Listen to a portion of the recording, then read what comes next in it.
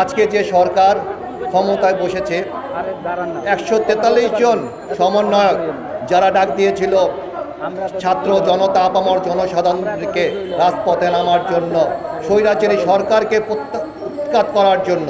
স্বৈরাচারী সরকার উৎখাত হয়েছে, 2000-এর উপরে শহীদ হয়েছে, প্রায় 30,000 আহত হয়েছে।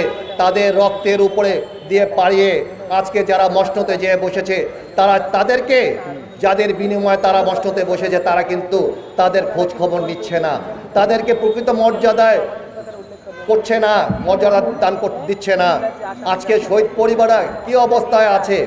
অনেক পরিবার এমন অবস্থায় আছে তাদের সন্তানের দুধ কিনে দেওয়ার মতো পরিস্থিতি নাই। সরকার কি এগুলো দেখে না?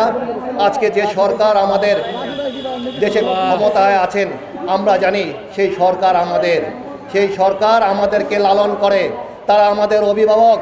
কিন্তু সেই অভিভাবক সরকার আজকে আমাদের ডাকে সাড়া দিচ্ছে না। তাহলে আমরা কি বুঝবো?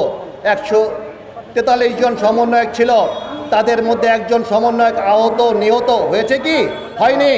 হয়েছে শুধুমাত্র আমাদের সন্তানেরা, যে সন্তানেরা আমরা জানতাম না তারা আমাদের ঘরে ফিরে আসবে কিনা, অনিশ্চয়তার মধ্যে তাদেরকে আমরা রাজপথে পাঠিয়েছি।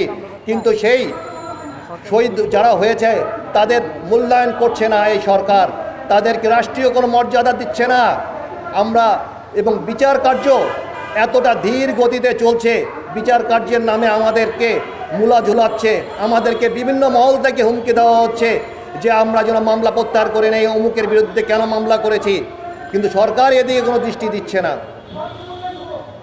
তা আমি সরকারের প্রতি বিনীত নিবেদন করব যে আমাদের শহীদ পরিবারকে এবং শহীদদেরকে রাষ্ট্রীয়ভাবে মর্যাদা দেখ এবং বিচার কার্যটা অতি দ্রুত ত্বরান্বিত করুক এবং প্রত্যেকটা মামলার 10 দিনের পর অন্তত একটা জবাবদিহিতামূলক অথবা প্রত্যেকটা থানা থেকে একটা জবাবদিহিতামূলক প্রতিবেদন পেশ করা হোক, যে প্রতিবেদনের মাধ্যমে আমরা জানতে পারবো আমাদের মামলাগুলির অবস্থা কি, কতটা ত্বরান্বিত হচ্ছে।